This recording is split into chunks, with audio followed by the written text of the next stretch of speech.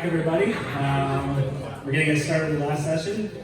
I'm Brian Ludwigson, CEO and founder of Momagan Environmental Relations, and pleased to be the sponsor of the last session today, the next big thing. I'd like to introduce the moderator, Lucy Whiten. Is the Business Development Manager at the Thunder Bay Community Economic Development Commission, best known as the CEDC.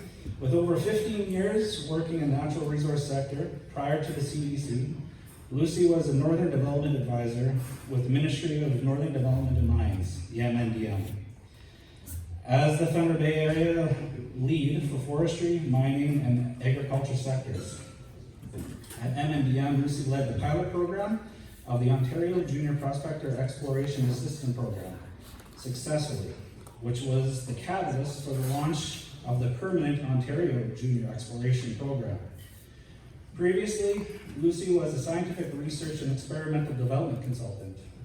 Lucy holds an honors Bachelor of Science and a Master's of Science in Forestry from Lakehead University. I'd like to welcome Lucy to the stage.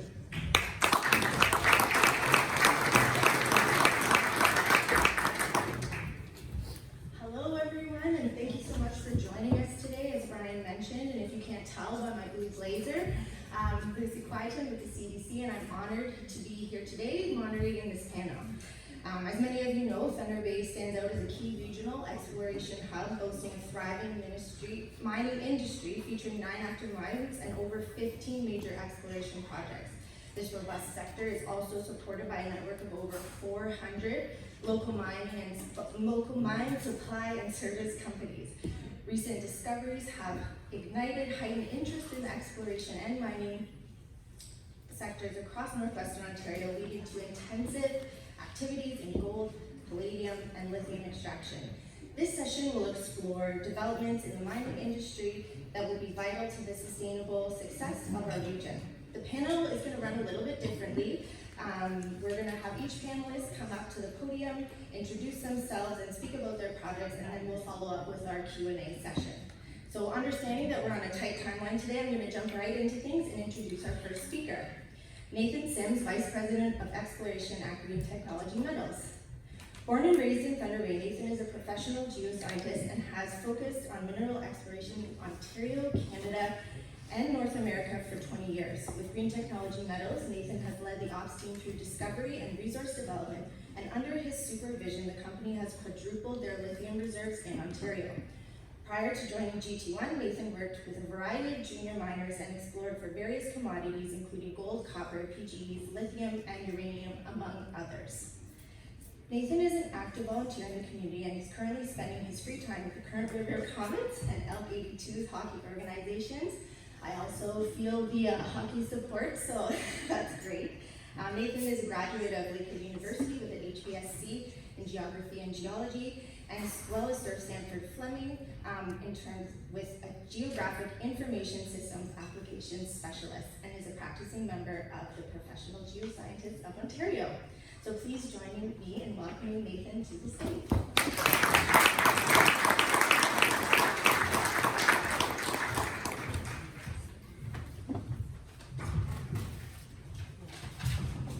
Thank you, Lucy, for that kind introduction. And thanks, Brian, for sponsoring this panel today. As Lucy mentioned, I'm born and raised in Thunder Bay, graduate of Lakehead University, and I've spent most of my life in the region. I'll get right into things here. So Green Technology Metals is one of the lithium companies exploring the region. We are an Australian company, or Australian funded company, and we are on the Australian Stock Exchange. We've got a very strong board of directors. For example, our executive director, Cam Henry, started a company called Primero, who leads the industry in building and designing lithium conversion facilities. Also, our chairman, John Young, was one of the founding members of one of the largest deposits that's currently being mined in Australia, Pilbara Minerals. I believe they're about a $10 billion market cap today. Other than that, we're mainly a Thunder Bay company, Northwestern Ontario company. We've got quite a large team, or we've had quite a large team of geologists, geotechnicians, community relations, HR, health and safety, and you name it, enviro, minerals mining expertise. This is local company funded by foreign dollars.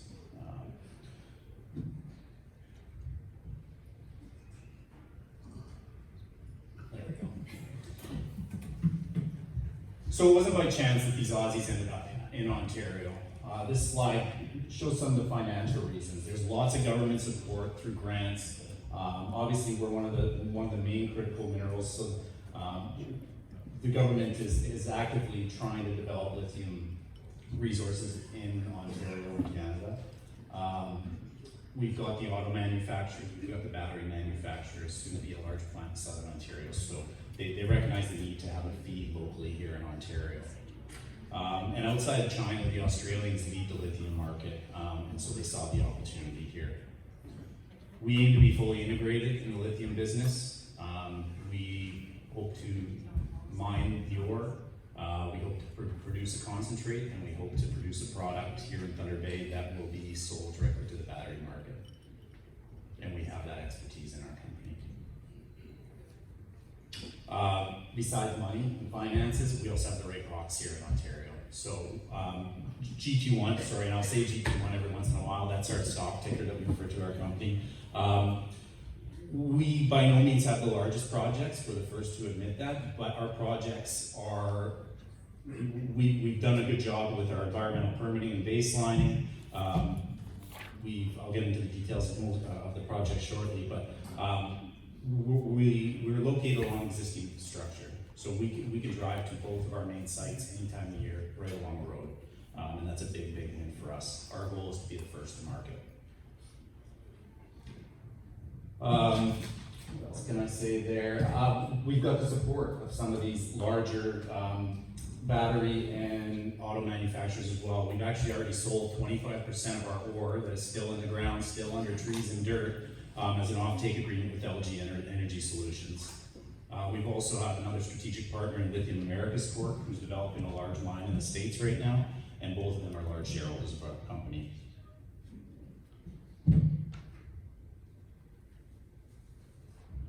This is a very bad map that doesn't really show you where our projects are, but generally speaking, our Seymour project is the flagship. It's located just north of Lake Nipigon, about 60 kilometers east of White Sand. We say we have two hubs. So our eastern hub is focused around the Seymour project, and our western hub is focused around the Root project, which is about an hour and a half's drive north of Sioux Lookout, just south of Slate Falls. You can see some of our success here over the last few years. We have taken a very small resource base. We purchased these projects from another Aussie explorer early in 2022. We hit the ground running, started drilling right away. We had the benefit of having known rocks in the ground, so we drilled and drilled and drilled, and over the last couple of years, we've built a resource base just shy of 25 million tons.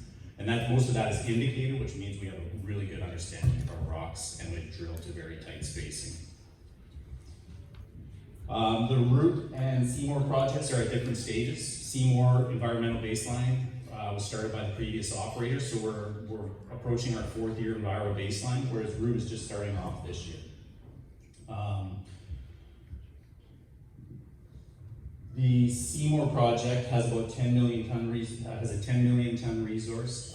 It would all be open pit mine, up to 42 meters thick. Pretty easy operation. And the Root project, we've made some discoveries over the last 2 years. We took about a 2 million ton historic resource and turned that into about 50 in a little less than a year and a half. So we've had some very big exploration wins.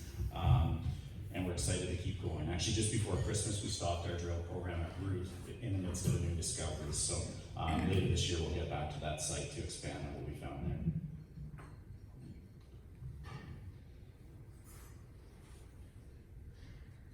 So the company has a 3-stage strategy. Stage 1 would be starting the mine at Seymour. That would get the ore flowing, start to produce a concentrate. And while we're working on building that mine, stage 2 would be building the lithium conversion facility here in Thunder Bay. And that's where companies like LG Energy Solutions and other battery and auto manufacturers are really interested in that portion of our strategy. And then once those 2 projects are off the ground, the Root baseline work will be finished, and we can start to plan a mine there as well.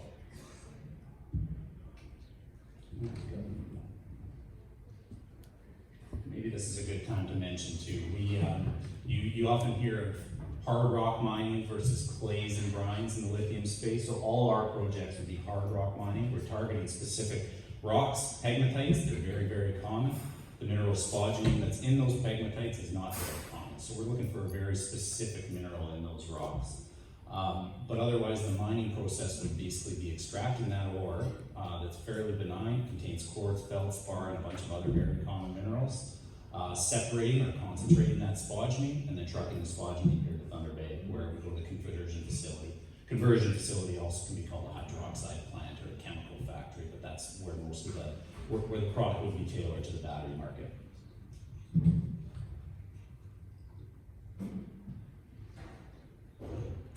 So late last year, we put out our PEA on both the Root Seymour project and the converter, so basically the company as a whole. So this slide just reflects just stage 1 and 3, which is the Root and Seymour mines. And you can see we'd be producing about 200,000 tons of spodumene concentrate every year, and we're looking at an NPV of just over $1 billion. If we add the converter in, using the feed from this spodumene production, that 1.2 billion is essentially doubled. But the converter in Thunder Bay would also process any new ore that we discover or other customers that would come to the plant to bring their ore.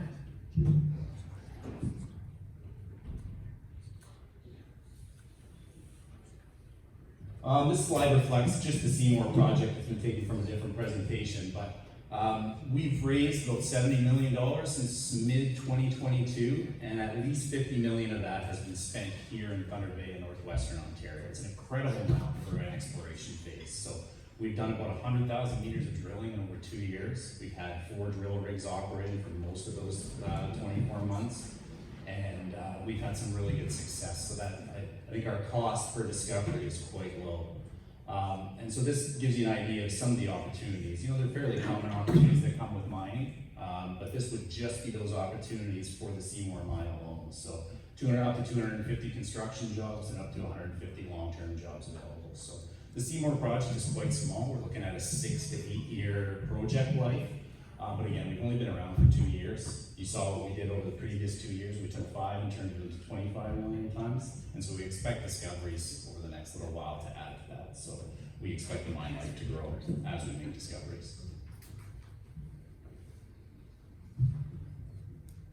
This is my final slide. This one often comes first, but I think it was important to bring it up now because all of what I've just talked about and proposed, none of that happens without building relationships and the support of our First Nation communities. We spend a great deal of time building relationships, listening to concerns, and we are operating or building relationships with 10 or 11 communities at this stage. So I understand where we stand today, and I saw Chief Solomon this morning, and I see a number of our other friends and partners in the room, and we look forward to working with our First Nation partners. And like I said, these projects are not going anywhere without the support and partnership with those communities. And I believe that's it for me. Thank you.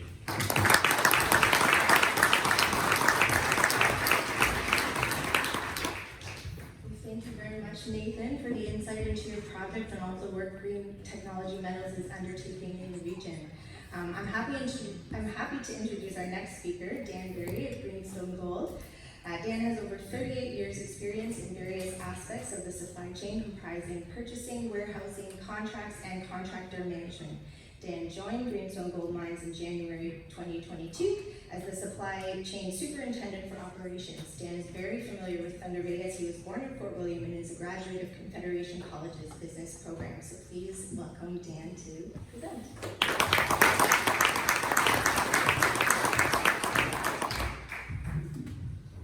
Good afternoon, everyone.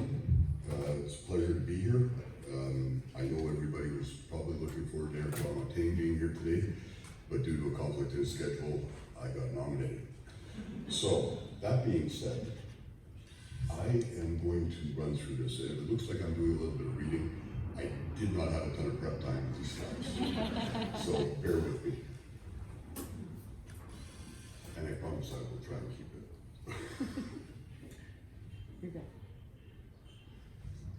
First and foremost, GGM, our Indigenous land acknowledgement. We would like to begin by acknowledging the land on which we operate is Treaty 9 territory and is the traditional territories of AZA, Arrowland First Nation, Deogami First Nation, Long Lake 58 First Nation, and the home to the citizens of the Métis Nation of Ontario. We too are proud of our partnership. I'm not reading that.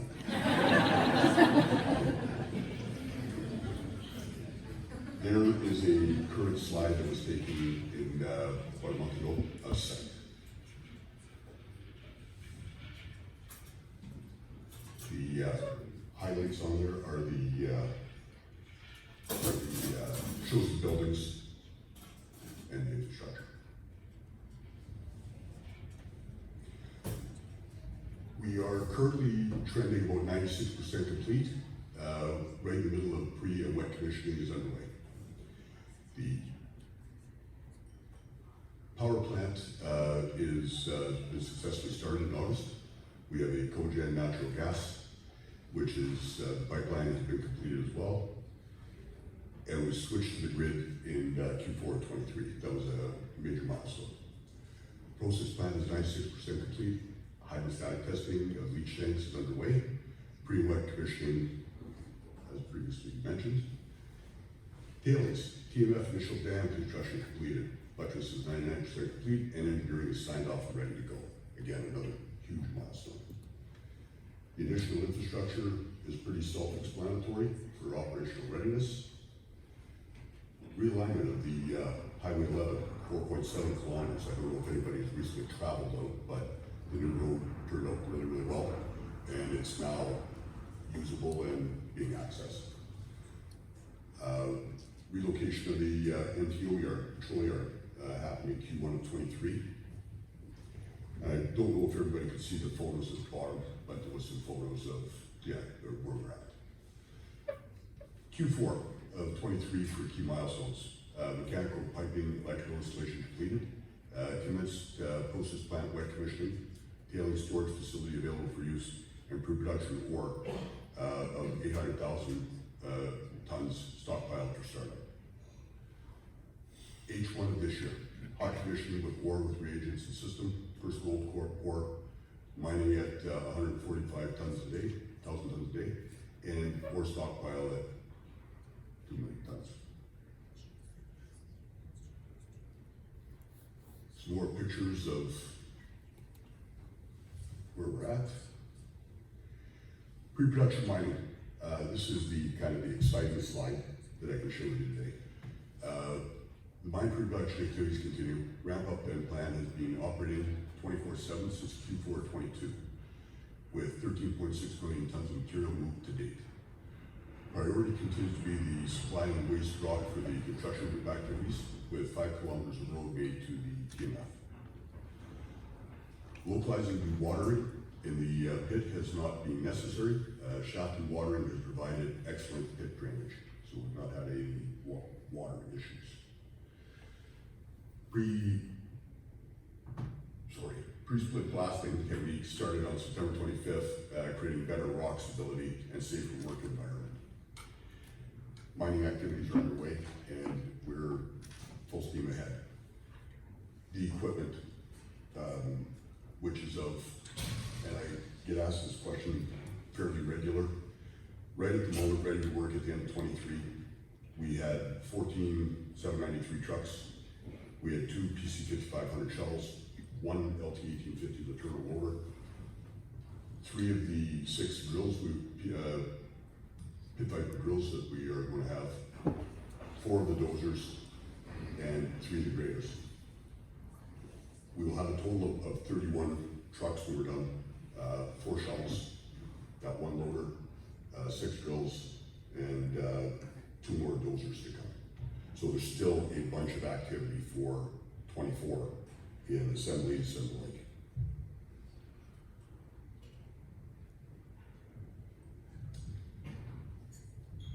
This slide is important to us at GGM, our Indigenous relationships. Currently we have 24 contracts active at the site that have joint venture agreements with Indigenous groups representing over 180 million in commitments, or 20% of the project's contracted value. with services logistic joint ventures expected to continue into operational phase. Economist Investment Corporation is a partnership of ours with the 4 First Nations, is pursuing opportunities such as the OPP station, which will include some government funding for the future. Implementation committee meetings are held on an ongoing basis. Tours of the site are held on a regular basis, focusing on points of interest identified by the communities. First Nation partners recently attended an independent tailings review board meeting in support of GJ. Community relations with the folks of Greenstone. I'm not going to read all of that, but we have done everything from working with them with the golf course to being involved in curling activities and golf activities.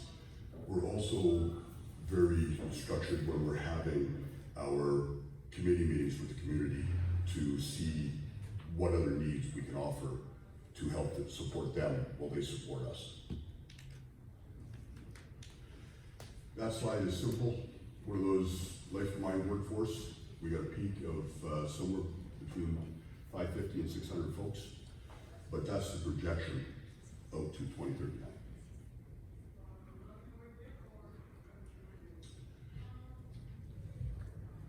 The workforce needed, these are a list of the jobs. It's a competitive marketplace out there, but those are the positions that we filled and we will continue to fill as we ramp up. Like everyone else, we need staff.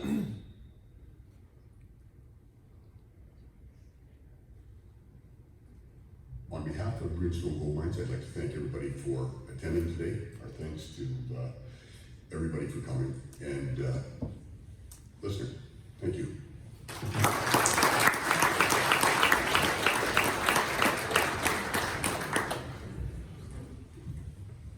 Thanks, Dan, for the overview of the Greenstone gold mining operation. I know the development of this mine has been at the forefront of a lot of exciting economic development activity in the Greenstone region. And now I'd like to introduce our final speaker, Maurice Mostert, as Vice President Technical Services of West Red Lake Gold Mines. Maurice is a well-regarded expert in his field as a seasoned mining engineer. He brings with him over 20 years of experience in consulting and business leadership, combined with a solid background in underground mining. Maurice started his career in the ultra-deep gold mines of the Witwatersrand in South Africa with Goldfields, and went on to work for SRK Consulting in Johannesburg, where he had the privilege to work with and get to know 2 of the founding members. More recently, he was the area manager of Western Canada for Mining Plus Canada Consulting Limited, overseeing operations within that area. Maurice has also done a wide variety of independent consulting for an array of mining companies globally, most recently supporting the underground operations for Evolution Mining at the neighboring Red Lake complex. His work experience has allowed him to effectively work with diverse groups of all sizes. The company looks to leverage Maurice's proven track record of delivering successful projects as he oversees the technical strategy for the advancement of the Madsen Mine in Red Lake, Ontario. Maurice holds a master's degree in mining engineering and a degree in business administration. He is a proud member of the Canadian Institute of Mining, a fellow of SAIMM, and a professional engineer registered in the province of British Columbia. So please welcome Maurice.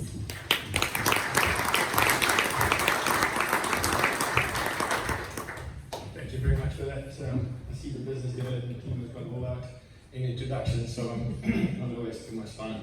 As mentioned, my name is Maurice Mostert. I'm the VP of Technical Services for West Red Lake Gold Mines. For those of you who might not know us, and just as a preemptive, we're the company that acquired the erstwhile Pure Gold Mine out of CCAA in May of last year.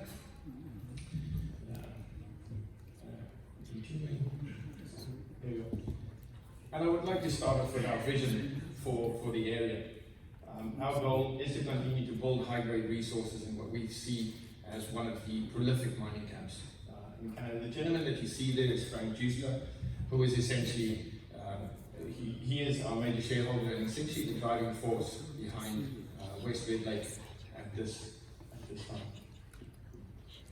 Frank has been instrumental in creating Goldcorp, and he's subsequently gone on to do projects like that, and his drive and his belief in what we're doing at West Red, certainly gives us a lot of comfort. Before we acquired Madison Mine, West Red Lake owned and explored the Rowan property, which is 15 to 20 kilometers as the crow flies to the northwest of the Madison Mill. And there you can see a bit of an area map with Red Lake and the Madison Mine.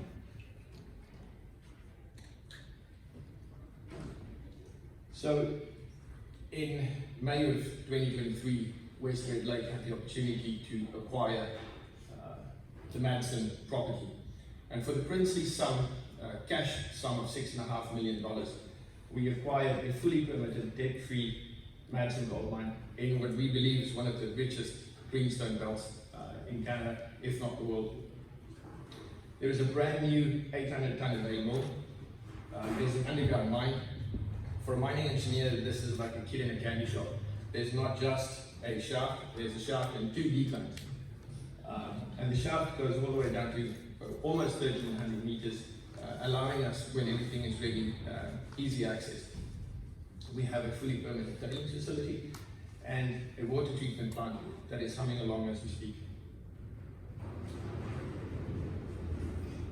One of the most important questions, and one of the first questions I get asked about this project is what happened in the past with the previous operator and what are we going to be doing differently? I want to start off by saying, preempting anything that I say here is not meant as criticism of those who went before us, because we have the ability and the benefit of 20/20 hindsight. But we understand, one of the first things that I want to point out is that we now understand the geology better.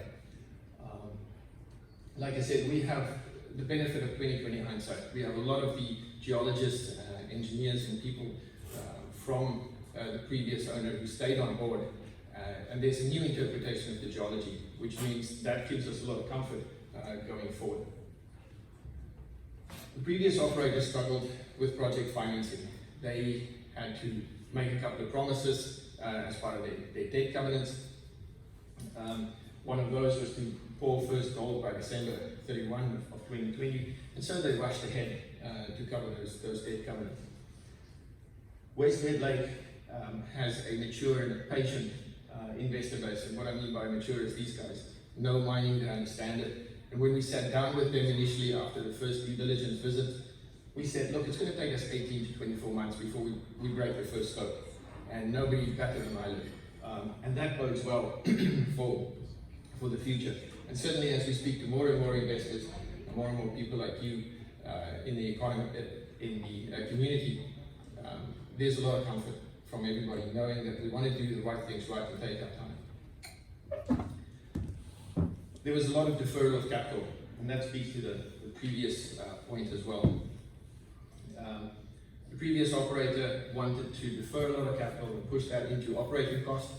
One of the things they did, for instance, was to rent the primary crusher for the mill at exorbitant amounts of money every month, and that was in the operating cost. For a comparatively small mine, you can only imagine what that did to the operating cost per ton. West Red Lake is well funded, and we have significantly less pressure to restart, and I'll get to our restart plans in a bit.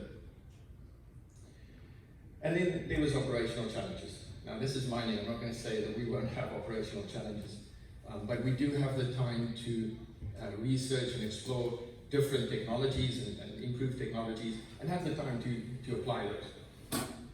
And I think these are the points that I'd like you to carry in the back of your minds when you think of Madison going forward.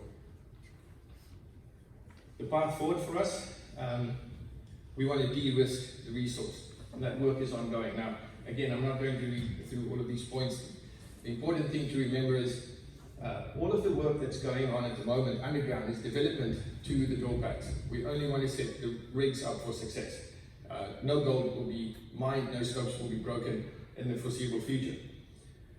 We have a 30-70% split. 30% is infill drilling, and 70% is obviously to grow the resource.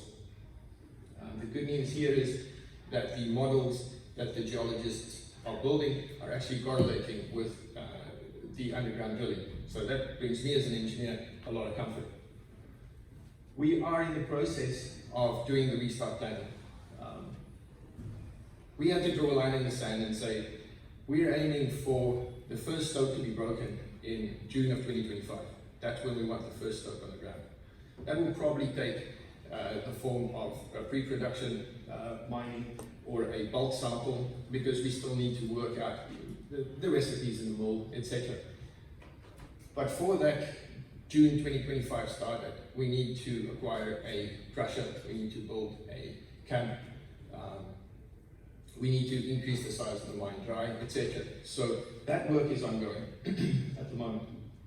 And then, as I said, the restart, we're planning to do a bulk sample in June of 2025 that gives us roughly 6 months to really test the recipes in the mill. And then the aim is to start with commercial production in the first quarter of 2026.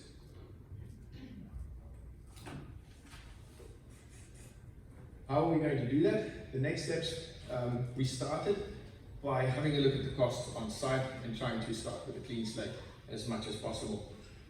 And then going from there, reviewing and prioritizing exploration targets at Madsen, and yes, growing the work at Rowan as well. Initiate regional exploration, which is essentially where Rowan plays the biggest part. And then vital to our strategy is to ensure that we practice industry-leading Indigenous and community engagement standards. And I was heartened by one of the previous talks that emphasized relationship building, because that's the idea. We can go ahead with a strategy or something called like practice, world-leading practices, but it all boils down to having a sit down, having a conversation, understanding what our community and our First Nations partners are interested in and what they want, and then building from there. And then obviously growth. The market wants to see us grow through not only just growing the Madsen and Rowan properties, but eventually mergers and acquisitions and the like. And that's it for me. Thank you very much, everybody.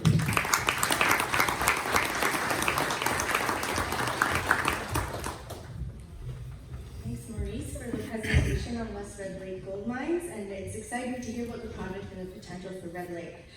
So now that we have the background, I think I'm going to join you over here and ditch the podium for the Q&A. So the theme, hello, can you hear me? Yes. The theme of this session is the next big thing. So I'd like to start this discussion by asking, how would you define the next big thing in terms of mining in Northwestern Ontario? And what do you think that would look like, or how will it impact each of your respective projects? Anybody want to go first? Okay. Hello? Lithium, obviously. I think being on the critical minerals list, we need to have a domestic supply of lithium, and we're seeing new, even was it yesterday or the day before, Honda's announcing big plans. So we need this domestic supply here in Ontario, here in Canada. So like I said, our projects are not massive, 100-year projects, but they're needed now. So I really believe that this is the next big thing. 100%. Maurice, did you have a... Yeah, I think with the history of the prolific mining camp at Red Lake, producing companies like Goldcorp, when I started working there, I had to look around, and my gut instinct said to me, this should have been the same as Kalgoorlie is in Australia, or even Johannesburg in South Africa. They've been mining since the 1940s. We know that there's gold there.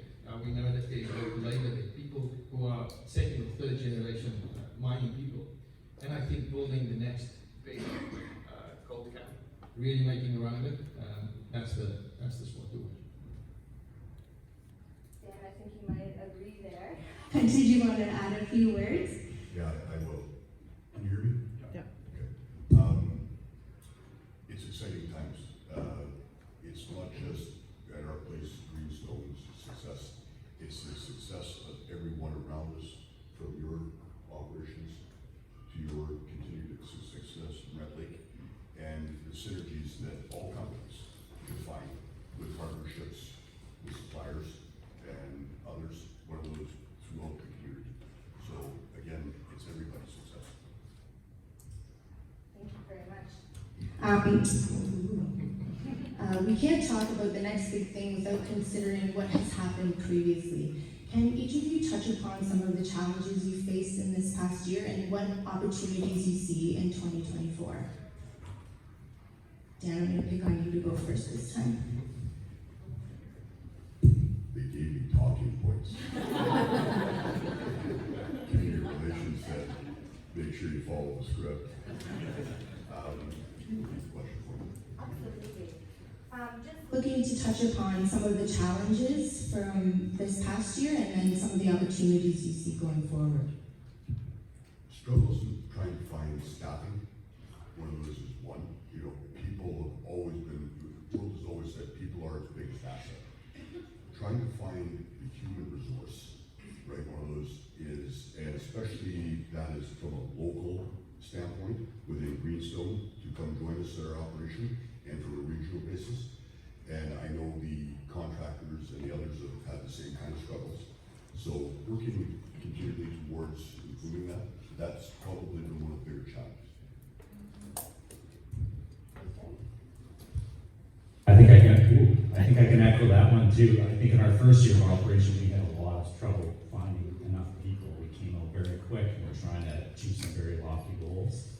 So yeah, finding the right people to operate all stages of exploration. And then over the last year, I think some of our struggles has been the market. The lithium market has had a big downturn. My gold friends have a century's worth of data, market data, and charts, whereas lithium is very immature. So we're still relying on various writers and things like that to put a value. A lot of them are Chinese-based, and their market is quite a bit different from ours. We're trying to develop something here locally. So today, our challenge is definitely the stock market, and will be maybe the rest of the year. And trying to raise funds will be more difficult. The funds will be there. It will just be a much better deal for the shareholders. Yeah, for us it was rebuilding the relationships that were hurt. You know, it's not just the markets. We are very aware of the fact that people lost their jobs, lost a lot of money. So it's, you know, all of these things, something we can't just resolve with a quick word. It takes time, and it needs us to continue doing the right things in the right way, hitting the milestones, and rebuilding that confidence. So that's, you know, probably our biggest challenge in the past, and something we're working hard on going forward. Thank you. That actually leads really nicely into my next question. I know there are a lot of businesses in Thunder Bay in the region looking to really learn more about the possibilities that these projects bring in terms of economic development to the region, and offering a chance for these projects to help other businesses grow. You know, at the CDC, we're working on updating our mining supply and directory service, including the development of an online portal to really facilitate some of those discussions. And I guess this is more of a two-part question, but how do you prioritize buying local and supporting the local economy? And then what are the opportunities for local supply and service companies in terms of procurement? Maurice, you get to go first this time. Yeah, we are proudly Canadian. From the ore body, which I haven't seen anywhere else in the world, we have to mine it in a Canadian way. Our workforce consists of people, hardly anybody flies in and out. You know, and I say hardly, obviously that will change over time. So we are absolutely driven to not only grow Red Lake itself, Red Lake is tiny, so we need to go outside of that, and, you know, into Ontario. Absolutely driven for that. We have a very strong board of directors of very experienced mining people. You know, not to bang names about, but feel free to check them out on the website. You know, people who are Canadian-centric, and we love doing business in the area. And so for us, it's really no-brainer. you know, it's not just altruistic. If we were to go further away, the cost increases. You know, it's better to have people around us grow the economy and have people within arm's length, not just the relationship, but also for the financial benefits of it. That's a really good point. We're really pushing that here at the CDC as well. And how can companies get involved in the procurement process at West Red Lake? Fairly easy. Come and have a chat with me, reach out to us via our website. We're really easy to get a hold of. Like I said, our business development people are taking a swing at everything, so it shouldn't be difficult to reach out to us. And, you know, we welcome the opportunity to have a discussion. Great, thank you. Nathan, I'm going to turn it over to you now. Sure. On the procurement side, we're still growing into that, obviously, but we have put an emphasis on buying local, sourcing everything local. For one, it's usually a little bit quicker. We are moving very fast, so if you can source things local, things are quicker and usually a little bit less expensive. So we supported a number of small businesses throughout Thunder Bay, throughout Sioux Lookout, Slate Falls, White Sand and Armstrong, and we'll continue to do that. Like I said, I am local and most of our team is, so we want to see this area grow as well. Thank you. And Dan, I'm going to talk to you next. Well, good, the supply chain guy gets stuck with supply chain. There's a funny in there somewhere. 27 months ago, when Montague reached out and asked me if I'd like to join the GGM, he did it somewhat strategically, knowing that my birth is at Fort William, Ontario, and that I'm from here, right, and the region. As I look around the room, I see a number of faces that, you know, I know, and I've done business with or will be doing business with. Local. For the 25 months I've been with GGM, I have said we will do it in a local and regional basis. So that means we will honor what we said. We will work with our partners and we will support them. Great. I just got the 5-minute warning, so I'll do one final question and I think we'll open it up to the floor. Building on my previous question a little bit, at the CDC, economic reconciliation is really important to us, and you may have heard the announcement this morning. We've recently undertaken a partnership with Fort William First Nation, ABPA, and NADF to explore the impact of Indigenous business and services on the Thunder Bay economy. We're also working on specifically identifying Indigenous companies in our directory to really support these efforts. How are you prioritizing economic reconciliation, and what are the opportunities for Indigenous companies to work with you? I'll start. As I mentioned, I think we have 10 or 11 communities that we are consulting with, so I think a lot of those opportunities would probably come from the meetings with our communities, because to be honest, we don't know who is out there and what services are available, but it's a huge part of our business, and we'll provide our partners to let us know what is available and how we can help bring businesses into communities, things like that.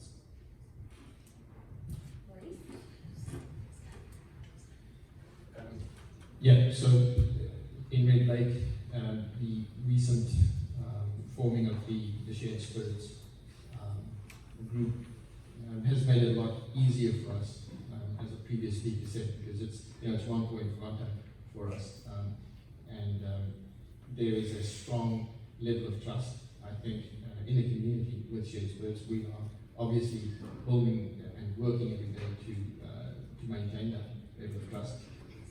And for us, it's, again, if people are a stone's throw away from the mine, it just makes economic sense for us, and for us to grow not just Red Lake, but the community as a whole makes so much more sense.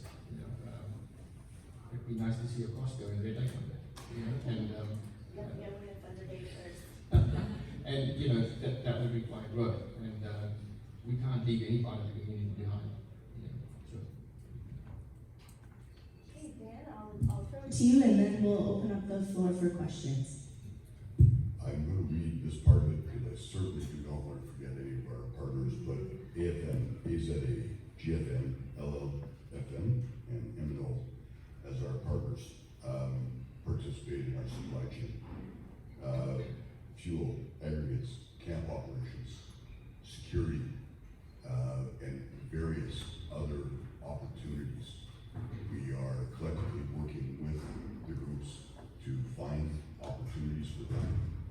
assist us to help out. Great, thank you very much. Now we're gonna open it up to the floor for any questions. I think we have about 10 minutes or so left, so please come up to the mic. It's in the center here. If you have any questions for the panel. Don't all rush up at once.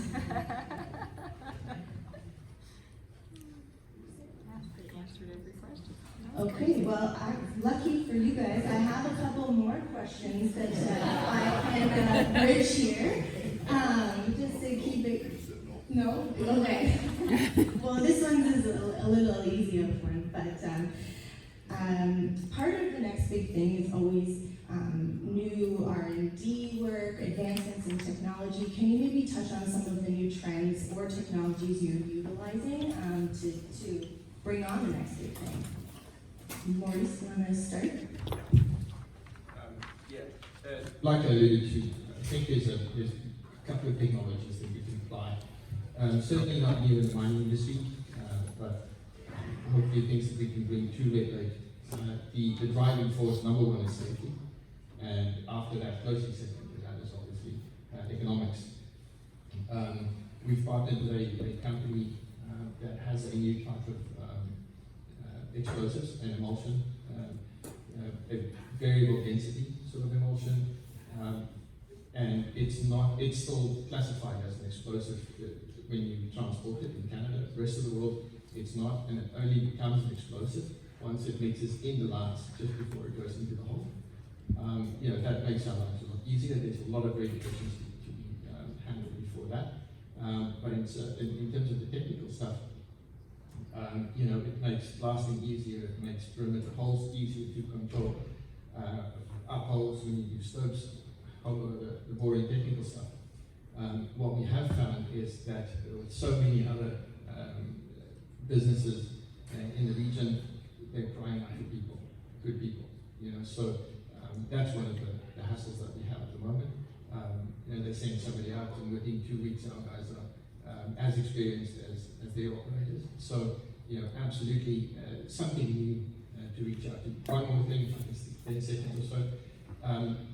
The technology in terms of long-haul drilling underground has grown leaps and bounds in the past couple of decades. And that needs, honestly, it needs youngsters.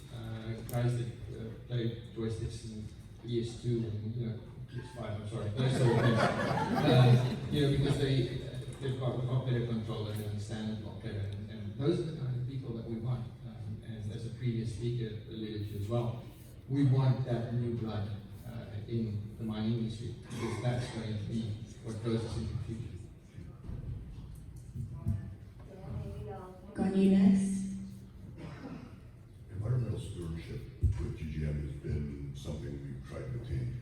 The turnover that I had mentioned earlier, it's a big unit, and for those of you that don't know how big, it's got a 43-yard bucket on it, okay? That, along with the mass majority of our equipment, is Tier 4, which means we use DEF with it, which has reduced our emissions for carbon footprint. But the turbo motor is actually, it's got a diesel engine, but it's electrically driven. So the technology has helped reduce the footprint, the carbon footprint, and trying to reduce. So we've given consideration. Was there other alternatives to this, more traditional? Probably. But the decision was made to go on that route because it was the technology of the future. And finally, Nathan. I think for us, it's right in our name, Green Technology Metals. We're trying to be green, so a lot of the innovation we're looking at is trying to find different fuels. We took part in a CROIC session yesterday that's looking at biomass for heating and power generation, things like that. Different fuel sources, power generation being a big one. And ore sorting, I guess, would be one of the other technologies we're looking at. How can we reduce our dilution and recover more ore? So those are some of the examples that we're looking at. Thank you. I'm going to offer again if anybody would like to ask. We have a taker. Hello, great panel.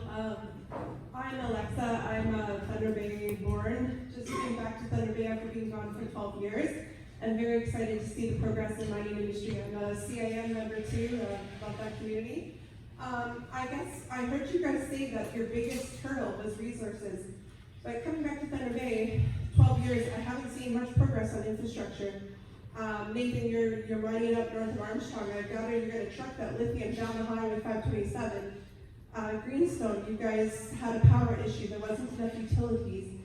Can you comment on your path to broaden our resources on infrastructure and electricity? Oh, and the other thing, Nathan, there's no EV station in Armstrong.